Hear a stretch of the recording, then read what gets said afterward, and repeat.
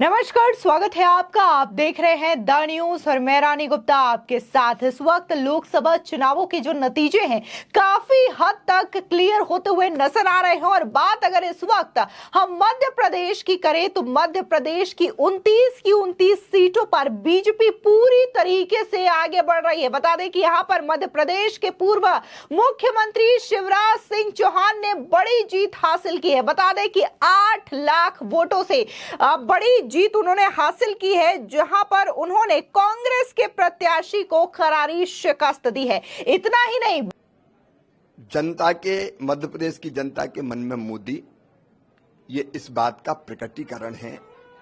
सभी 29 सीटें भारतीय जनता पार्टी मध्य प्रदेश में जीत रही है, लेकिन लगातार तीसरी बार बात अगर हम मध्य प्रदेश की कर ही रहे हैं तो कांग्रेस के गढ़ कहे जाने वाले छिंदवाड़ा की भी बात करना जरूरी हो जाता है, जहां पर कमलनाथ का एक छत्र राज हुआ करता था। लेकिन यहां पर भी बंटी साहू जो कि बीजेपी के प्रत्याशी हैं, वो नकुल नाथ से 10 लाख वोटों के साथ भारी मार्जिन के साथ आगे हैं। और ये अपने आप में दिखाता है कि कैसे मध्य प्रदेश में बीजेपी बड़ी क्लीन स्वीप की ओर आगे बढ़ रही है। यानी कि पूरा का पूरा मध्य प्रदेश इस वक्त भगवामय नजर आ रहा है। उधर बात अगर हम इंडिया अलायंस के नेता शरद पवार की करें तो उन्होंने एक प्रेस कॉन्फ्रेंस की और बड़ी बात कह दी है, जहां यह अटकलें सामने आ रही थी कि नीतीश कुमार और चंद्रबाबू नायडू से शरद पवार ने बात की है, तो उन्होंने इन तमाम अटकलों को सिरे से खारिज कर दिया है। उनका कहना है कि ना तो उन्होंने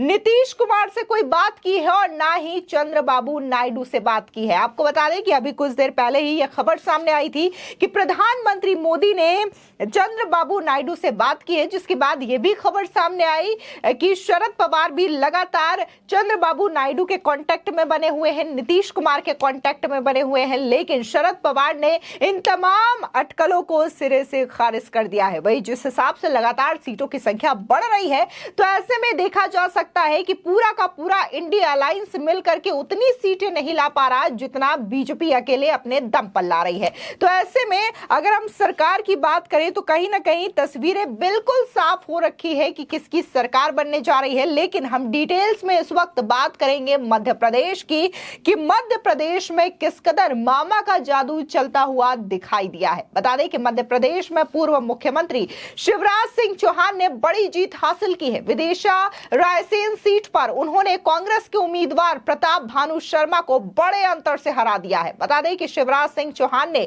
8 लाख वोटों से भारी जीत दर्ज की है। अपने दम पर मध्य प्रदेश में बीजेपी को सत्ता में वापसी करवाने वाले शिवराज सिंह चौहान ने अब लोकसभा चुनाव में अपना दम दिखा दिया। वे विदिशा रायसेन सीट का संसद में 5 बार प्रतिनिधित्व कर चुके हैं।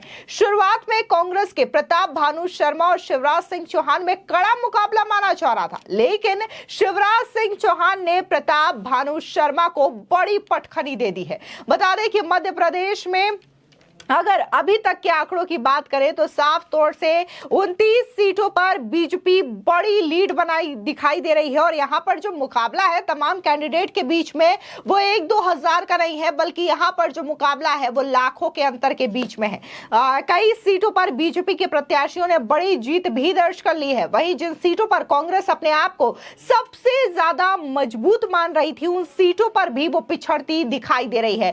सबसे जो अहम सीट है मध्य प्रदेश में, वो है छिंदवाड़ा लोकसभा सीट, जहां पर कमलनाथ के बेटे व कांग्रेस प्रत्याशी नकुल नाथ बीजेपी के विवेक बंटी साहू से 10 लाख से भी ज्यादा वोटों के साथ पीछे चल रहे हैं। तो 10 लाख वोटों का यह बड़ा अंतर है, जो ये साफ संकेत दे रहा है कि छिंदवाड़ा का किला पूरी तरीके से ढह चुका है और वहां पर भगवा लहरा गया है। इसी के साथ ही रायगढ़ लोकसभा सीट पर बात करें तो यहां पर कांग्रेस प्रत्याशी और पूर्व सीएम दिग्विजय सिंह काफी ज्यादा पीछे चल रहे हैं। क्या दिग्विजय सिंह अपनी सीट बचा पाएंगे या नहीं, यह भी बड़े सवालों के घेरे में है, क्योंकि यहां पर भी मार्जिन कहीं अधिक दिखाई दे रहा है।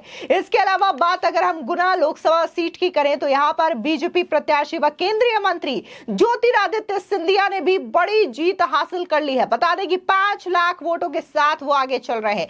इतना ही नहीं, खजुराहो लोकसभा सीट से बीजेपी के वीडी शर्मा भी जीत हासिल कर लिए हैं। अब आपको बता दें कि लोकसभा चुनाव के परिणाम अभी पूरी तरीके से सामने नहीं आए हैं, लेकिन राजनीतिक हलचल काफी ज्यादा तेज हो गई है। विपक्षी नेता शरद पवार ने जानकारी दी है कि दिल्ली में कल इंडिया अलायंस की बड़ी बैठक होगी। साथ ही पवार ने यह भी कहा कि उन्होंने अभी तक ना तो चंद्रबाबू नायडू से कोई बात की हो, ना ही नीतीश कुमार या फिर अन्य किसी दल के नेता से कोई बातचीत हुई है। पवार ने यह भी कहा कि इस चुनाव परिणाम ने देश की तस्वीर ही बदल दी है। इसमें महाराष्ट्र की बड़ी भूमिका है। इसके लिए मुझे महाराष्ट्र के लोगों पर गर्व है। साथ ही उन्होंने कहा कि यदि इंडिया अलायंस देश हित में कुछ कदम उठा रही है तो हम महाराष्ट्र विकास अघाड़ी के माध्यम से सामूहिक योगदान में सबसे आगे रहेंगे। साथ ही शरद पवार ने कहा कि हालांकि अभी लोकसभा चुनाव के सारे नतीजे नहीं आए हैं, लेकिन यह साफ है कि महाराष्ट्र नतीजों को परिवर्तन की दिशा में ले गया है। भारतीय राष्ट्रीय कांग्रेस, शिवसेना उद्धव ठाकरे और राष्ट्रवादी कांग्रेस पार्टी यानी कि जो शरद पवार के एनसीपी है, उसने सामूहिक रूप से अपनी भूमिका जनता के सामने रखी है। एक बार फिलहाल जिस तरीके से ये रुझान है और कई सारी सीटें बीजेपी जीतती हुई नजर आ रही है, इसी के साथ ही इंडिया अलायंस भी सीटें जीत रही है, लेकिन ये फाइनल परिणाम नहीं है। लेकिन अगर बात हम बीजेपी की करें तो कहीं ना बीजेपी जो है अभी भी काफी हद तक लीड बनाए हुए नजर आ रही है। और इलेक्शन कमीशन के जो आंकड़े हैं, ताजा आंकड़े, उसकी बात करें तो यहाँ पर जो बीजेपी है वो 233 सीटों के साथ लीड कर रही है, जबकि 10 सीटें बीजेपी जीत चुकी है। और कांग्रेस की बात करें तो 94 सीटों पर कांग्रेस आगे है और 4 सीटों पर कांग्रेस ने जीत दर्ज करवा ली है। देखना होगा जब फाइनल नतीजे आएंगे तो क्या यहां पर तस्वीर दिखाई देती है। फिलहाल इस पूरे मामले को लेकर के आपकी क्या राय है, हमारे कमेंट सेक्शन में जरूर बताएं। अजून जास्त एक ताकदीनं पुढे येईल असं वाटतंय का? चर्चा अशा होत्या की हा लोकसभेचा निकाल महाविकास आघाडीला सुद्धा म्हणजे वेगवेगळं करते, सगळे पक्ष वेगवेगळीकडे दिसतील.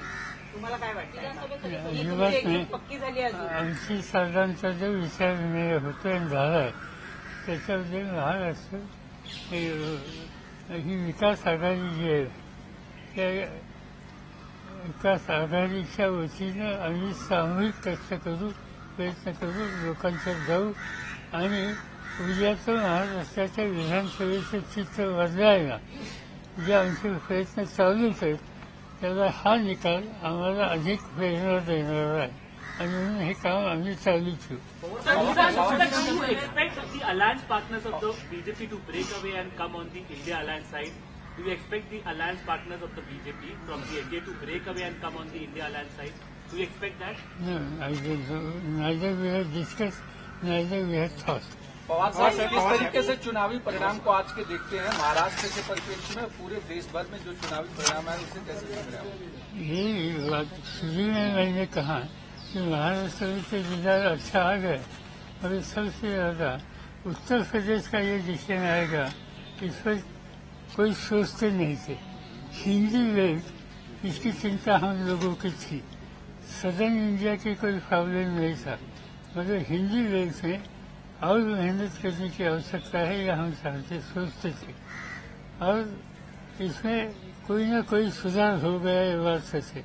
फिर भी मध्य प्रदेश और कुछ एरिया में और ज़्यादा काम करने की आवश्यकता है, मगर उत्तर प्रदेश की जनता ने जो इसमें डिसीजन दे दिया, एक नई डायरेक्शन सब लोगों को उन्होंने दिए।